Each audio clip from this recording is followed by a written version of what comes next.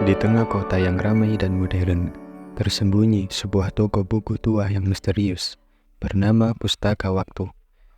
Tidak banyak orang yang mengetahui keberadaannya, karena letaknya yang tersembunyi di sebuah gang yang sempit di antara gedung-gedung pencakar langit.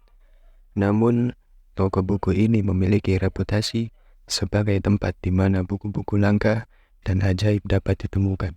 Salah seorang penggemar buku bernama Rizky, seorang mahasiswa yang gemar berpetualang di dunia literatur, secara kebetulan menemukan informasi tentang Pustaka Waktu dari seorang pustakawan tua di perpustakaan kampus. Apa kamu pernah mendengar cerita tentang sebuah toko buku yang bernama Pustaka Waktu? Toko buku bernama Pustaka Waktu.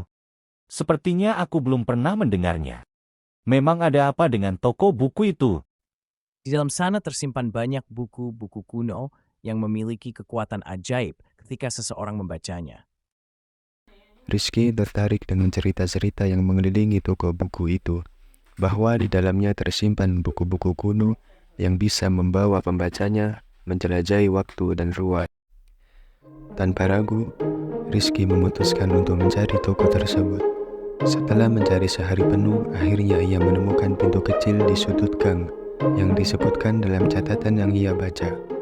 Saat memasuki toko tersebut, ia disambut oleh seorang pria tua dengan janggut putih yang panjang.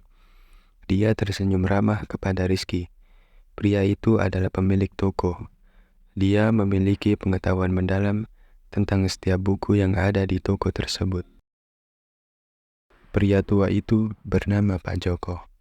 Dia memberitahu Rizky bahwa setiap buku di Pustaka Waktu memiliki kekuatan magis yang tertentu. Ada buku-buku yang bisa membawa pembacanya ke masa lalu, ada yang bisa membawa mereka ke masa depan, dan bahkan ada yang mengantarkan mereka ke dimensi paralel. Namun, penggunaan buku-buku itu tidak boleh dilakukan sembarangan, karena dapat memiliki konsekuensi yang tak terduga. Rizky yang selalu tertarik dengan petualangan tidak bisa menahan diri untuk mencoba membaca salah satu buku kuno itu. Dengan hati-hati, Rizky membuka halaman pertama buku yang ia ambil. Dia membaca mantra kuno yang tertulis di dalamnya. Tiba-tiba, ruangan toko itu mulai berputar dan cahaya yang terang memenuhi ruangan.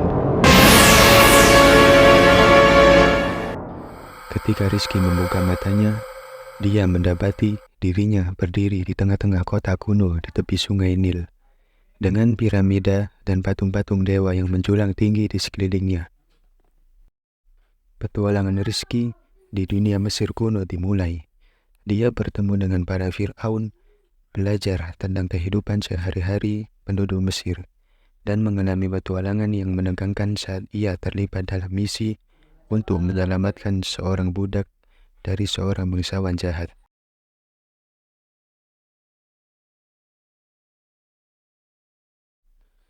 Namun, setiap kekuatan memiliki harga yang harus dibayar. Saat Rizky memasuki masa lalu, kehidupannya di masa kini berubah secara misterius.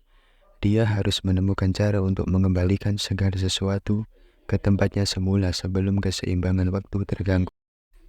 Cerita ini tidak hanya tentang petualangan melintasi zaman, tetapi juga tentang penemuan diri, keberanian untuk menghadapi tantangan, dan pentingnya penghargaan terhadap sejarah dan warisan budaya. Bagi Rizky, Pustaka Waktu bukan hanya tempat di mana dia menemukan petualangan, tetapi juga tempat di mana ia menemukan dirinya sendiri dalam kisah-kisah yang melebihi imajinasi.